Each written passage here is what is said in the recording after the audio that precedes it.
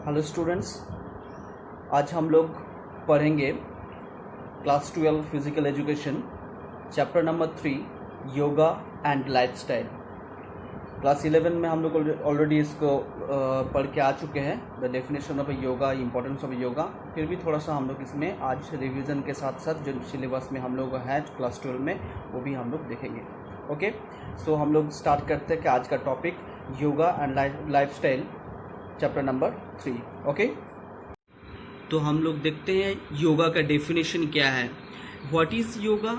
Checking the impulses of mind is yoga. Means मन का जो आवेग है उसको जांच करने के जो प्रक्रिया है, जो प्रोसेस है, उसी को हम लोग क्या बोलते हैं ना, योगा बोलते हैं। और एक डेफिनेशन यहाँ दिया गया है, उसमें क्या क्या कहा जा रहा है ना, yoga is a union of आत्मा एंड परमात्मा। मीन्स योगा वही है जो आत्मा और परमात्मा का मिलन करवाता है, या फिर आत्मा और परमात्मा का मिलन को ही हम लोग क्या बोलते हैं, योगा बोलते हैं। ओके, नेक्स्ट टॉपिक हम लोग जो है importance of yoga. Importance of yoga में फर्स्ट पॉइंट जो है वो है फिजिकल प्योरिटी। फिजिकल प्योरिटी का अगर हम लोग डिस्क्राइब करेंगे तो हम लोग देखेंगे कि बहुत सारा योगा के एलिमेंट है जिसके थ्रू हम लोग फिजिकल प्योरिटी ला सकते हैं, जैसे कि नौली हो गया, धौती हो गया। इसके थ्रू हम लोग क्या कर सकते हैं, इंटरनल ऑर्गन्स को हम लोग क्या कर सकते हैं, साफ कर सकते हैं, और साफ के थ्रू हम लोग एक बहुत अच्छा फिजिकल प्योरिटी ला सकते हैं। ओके, नेक्स्ट टॉपिक पॉइंट क्या है ना, cure and prevention from disease. Means regular practice of yoga, yoga का रेगुलर प्रैक्टिस के थ्रू हम लोग क्या कर सकते हैं, बहुत सारा डिजीज से हम लोग प्रिवेंट कर सकते हैं, बहुत सारा डिजीज को हम लोग ठीक कर सकते हैं। नेक्स्ट पॉइंट क्या है ना, increase the flexibility. Obviously flexibility हम लोग बहुत ज़्यादा मात्रा में इंक्रीज कर सकते हैं रेगुलर प्रैक्टिस के थ्रू। बट अगर हम लोग रेगुलर प्रैक्टिस नहीं करते हैं तो हम लोग फ्लेक्सिबिलिटी को इंक्रीज हम लोग योगा के थ्रू नहीं कर सकते। ये लंबा एक प्रोसीड्यूर है जिसके थ्रू हम लोग क्या कर सकते हैं ना, फ्लेक्सिबिलिटी को इंक्रीज कर सकते हैं। नेक्स्ट पॉइंट क्या है ना, cure postural deformities. Modern life में हम लोग अक्सर देखते हैं बहुत सारा पोस्चरल डिफॉर्मिटीज है, ह्यूमन में बहुत सारा पोस्चरल डिफॉर्मिटीज आ जाता है, जिसके कारण बहुत सारा है, जिसके एक मेन कारण है ओबेसिटी, और you can say accidental cause भी हो सकता है। तो ये जो पोस्चरल डिफॉर्मिटीज़ है, पोस्चरल डिफॉर्मिटीज़ को हम लोग योगा का रेगुलर प्रैक्टिस के थ्रू हम लोग क्या कर सकते हैं, ठीक कर सकते हैं। ओके, नेक्स्ट पॉइंट जो है रिड्यूस टेंशन। आजकल के मॉडर्न लाइफ में हम लोग फिजिकल एक्टिविटी बहुत ज़्यादा मात्रा में कम हो चुका है, और उसके साथ साथ हम लोग का मेंटल प्रेशर बहुत ज़्यादा मात्रा में इंक्रीज हो गया है। तो मेंटल प्रेशर को, मेंटल टेंशन को अगर हम लोग डिक्रीज करना चाहते हैं या रिड्यूस करना चाहते हैं तो योगा एक बहुत अहम रोल प्ले कर सकता है। बट हम लोगों को इसको रेगुलर प्रैक्टिस करना जरूरी है। ओके, हम लोग का जो नेक्स्ट टॉपिक है वो है what is asana. According to the Patanjali, asana means स्थिरम सुखम आसनम। इसका मतलब है that position which is comfortable and steady. Means एक स्थायी और कंफर्टेबल पोजिशन को ही हम लोग क्या बोलते हैं ना, आसना बोलते हैं। ओके, यहाँ और एक डेफिनेशन दिया गया है in Brahmopanishad. Asana means to sit in a comfortable position और पोस्चर फॉर एवरलास्टिंग पीरियड। इसका मतलब क्या है ना, एक स्थायी समय तक एक ऐसा पोस्चर और एक ऐसा पोजीशन में बैठे रहना जो आरामदायक हो, उसी को हम लोग क्या बोलते हैं ना, आसना बोलते हैं। ओके, अब हम लोग आसना का क्या क्या बेनिफिट्स हैं वो हम लोग देखेंगे। ना फर्स्ट जो पॉइंट है वो है bones and joints become strong, means regular practice हम लोग अगर करते हैं योगा का तो हम लोग का जो बोन्स है और बोन्स के साथ साथ जो जॉइंट्स है उसको हम लोग क्या कर सकते हैं, मजबूत कर सकते हैं या फिर स्ट्रॉन्ग कर सकते हैं। नेक्स्ट पॉइंट क्या है ना, मसल्स बिकम स्ट्रॉन्ग। हम लोग जानते हैं कि कोई भी एक्टिविटी करने के समय हम लोग क्या जरूरत होता है ना, मसल्स पावर का जरूरत होता है। अगर हम लोग मसल्स पावर को गेन करते हैं तो हम लोगों को क्या होता है ना, हम लोग कोई भी काम करने के लिए इजी होता है। तो योगा के थ्रू हम लोग क्या कर सकते हैं ना, मसल्स पावर को, मसल स्ट्रेंथ को हम लोग इंक्रीज कर सकते हैं। Okay, next point, circulation of blood become normal. अगर किसी कारण के वजह से हम लोग का ब्लड सर्कुलेशन जो है वो नॉर्मल नहीं है, तो अगर हम लोग रेगुलर प्रैक्टिस करते हैं योगा का तो हम लोग ब्लड सर्कुलेशन को नॉर्मल कर सकते हैं। ओके, नेक्स्ट पॉइंट जो है वो है respiratory organ become efficient, means जो हम लोग रेस्पिरेटरी ऑर्गन है या फिर हम लोग बोल सकते हैं जो लंग्स हम लोग का है उसको हम लोग क्या कर सकते हैं ना, रेगुलर प्रैक्टिस ऑफ योगा के थ्रू हम लोग एफिशिएंट कर सकते हैं। उसका जो वर्किंग कैपेबिलिटी है उसको हम लोग क्या कर सकते हैं ना, इंक्रीज कर सकते, डेवलप कर सकते हैं। ओके, नेक्स्ट पॉइंट जो है वो है increase the efficiency of digestive system. Okay, regular practice of yoga के थ्रू हम लोग क्या कर सकते हैं ना, हम लोग का जो डाइजेस्टिव सिस्टम है उसका जो एफिशिएंसी है, जो उसका काम करने की जो क्षमता है उसको हम लोग इंक्रीज कर सकते हैं। Okay, next point, nervous system strengthens. इसके अगर हम लोग डिस्क्राइब करेंगे तो हम लोग क्या देखेंगे ना, हम लोग जो न्यूरोमस्क्यूलर जो एक्टिविटी है हम लोग रेगुलर प्रैक्टिस ऑफ योगा के थ्रू हम लोग क्या कर सकते हैं, बढ़ा सकते हैं। ओके, नेक्स्ट पॉइंट है glandular activity stimulated and regulated properly, means हम लोगों का बहुत सारा हार्मोन्स कहाँ से सिक्रिएशन होता है ना, ढेर सारा ग्लैंड से हम लोग का हार्मोन सिक्रिएशन होता है। तो रेगुलर प्रैक्टिस ऑफ योगा के थ्रू हम लोग क्या कर सकते हैं, वो ग्लैंड को हम लोग स्टिमुलेट कर सकते हैं और स्टिमुलेट करने के साथ साथ क्या होता है, उस ग्लैंड से हम लोग को हार्मोन सिक्रिएशन बहुत अच्छी तरह से होना शुरू करता है। ओके, नेक्स्ट पॉइंट जो है वो है इम्यून सिस्टम स्ट्रेंथेन्स, मीन्स अगर हम लोग रेगुलर प्रैक्टिस करते हैं योगा का तो हम लोग इम्यून जो सिस्टम है उसको हम लोग स्ट्रॉन्ग कर सकते हैं। और इम्यून सिस्टम स्ट्रॉन्ग करने के थ्रू हम लोग क्या पा सकते हैं ना, हम लोग के अंदर का जो रोग प्रतिरोध जो क्षमता है उसको हम लोग क्या कर सकते हैं, इंक्रीज कर सकते हैं। बहुत सारा कम्युनिकेबल जो डिजीज है उससे हम लोग क्या कर सकते हैं, अपने आप को बचा सकते हैं। सो हम लोग यहाँ क्या देखें कि योगा एक बहुत ही ज़्यादा मात्रा में इम्पॉर्टेंट रोल प्ले कर रहे हैं। उसके साथ साथ regular practice of various kinds of asana हम लोग को बहुत सारा डिजीज से मुक्त कर सकता है। ओके, नेक्स्ट हम लोग देखेंगे आसना के थ्रू हम लोग कैसे बहुत सारा डिजीज को हम लोग प्रिवेंट कर सकते हैं और बहुत सारा डिसऑर्डर और डिसेबिलिटी को हम लोग किस तरह से क्योर कर सकते हैं वो हम लोग देखेंगे। तो हम लोग सिलेबस में आसना में फर्स्ट जो टॉपिक है वो है ओबेसिटी रिड्यूसिंग आसना।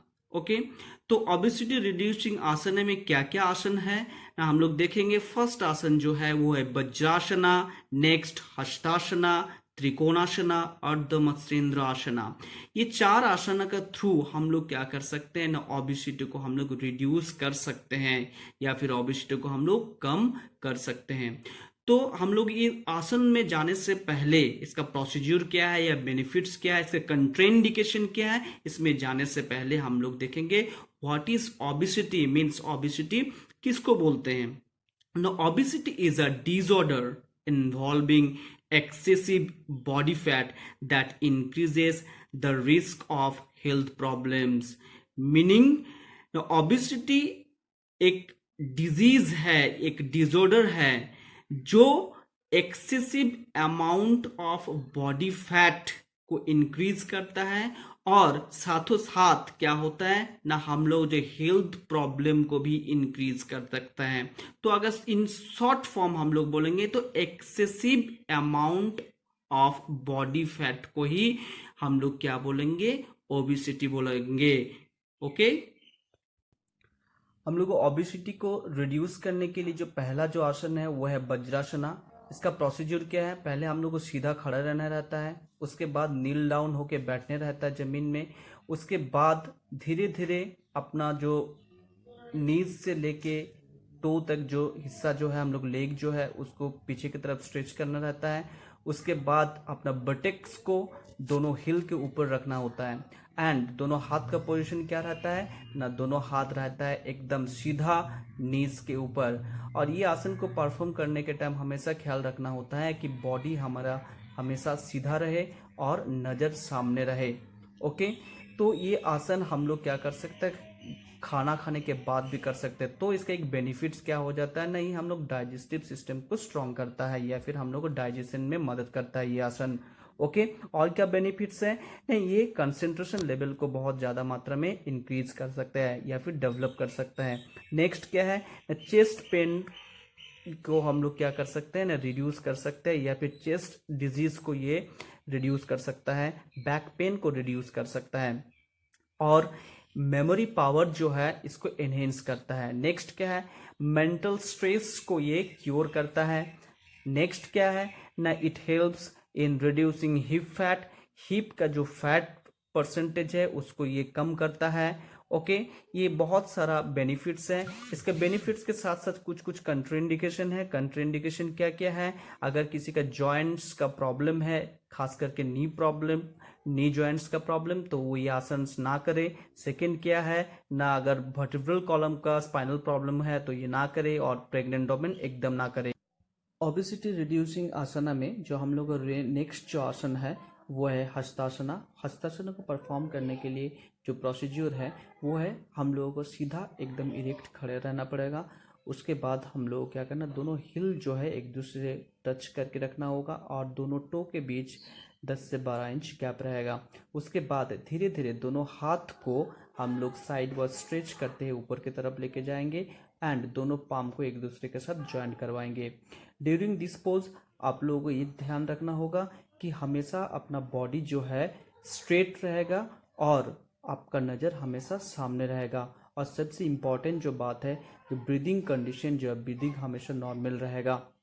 ओके, इस आसन को करने के बाद हम लोग को बहुत सारा बेनिफिट्स मिलता है। क्या क्या बेनिफिट्स मिलता है ना, it gives the belly a good stretch. Okay, it improves the digestion system.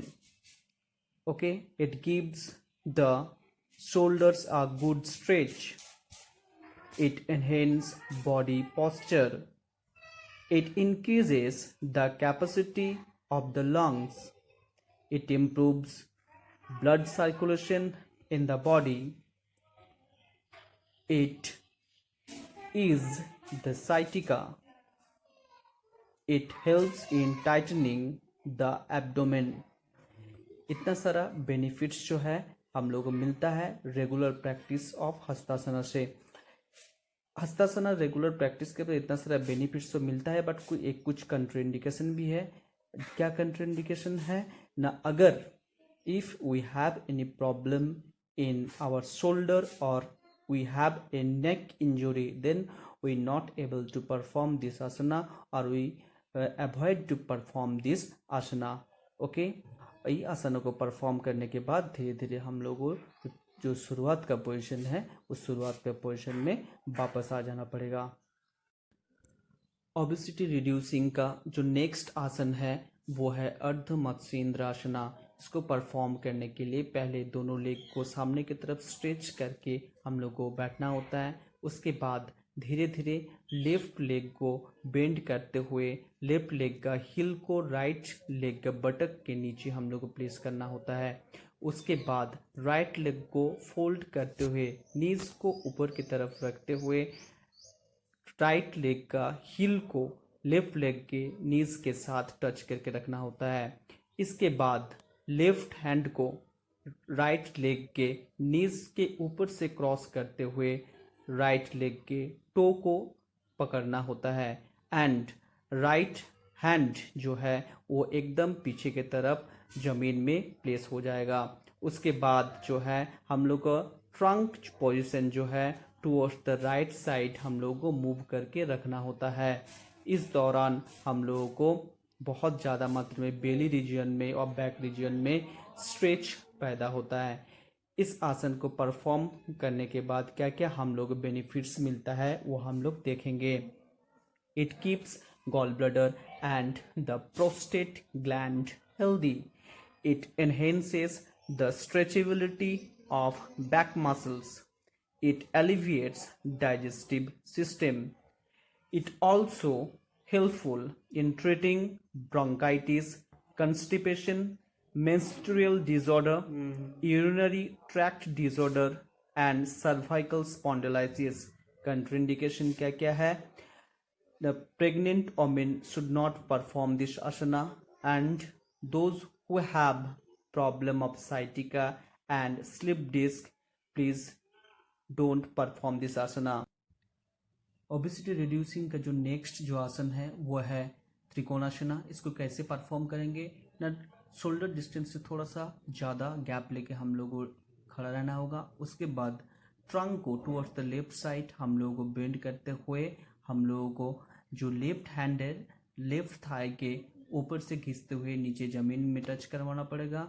उसी दौरान राइट हैंड को साइड वर्ड स्ट्रेच करते हुए ऊपर की तरफ लेके जाना पड़ेगा और पम जो है सामने की तरफ रहेगा। इस आसन को परफॉर्म करने के दौरान हम लोग एक चीज़ बहुत अच्छे से ख्याल में रखना होगा कि दोनों लेग के जो नीज है वो कभी भी बेंड नहीं होगा। उसी तरह हाथ में भी किसी तरह कोई कर्व नहीं आएगा। इस आसन को मिनिमम 30 सेकेंड्स हम लोगों को होल्ड करके रखना होगा। इस आसन को परफॉर्म करने के बाद बहुत सारा बेनिफिट्स हम लोग को मिलता है। क्या क्या बेनिफिट्स मिलता है ना, it strengthens the legs, knees and arms and chest. It increases mental and physical equilibrium. It reduces stress, anxiety, back pain and sciatica. It enhances blood circulation. इस आसन का कंट्राइंडिकेशन क्या क्या है ना, इस आसन को परफॉर्म करने के दौरान अगर किसी का कोई बैक इंजुरी या फिर low blood pressure, high blood pressure है तो ये आसन को हम लोग परफॉर्म नहीं करेंगे, और सर्वाइकल स्पॉन्डिलाइसिस हो तो एकदम नहीं करेंगे।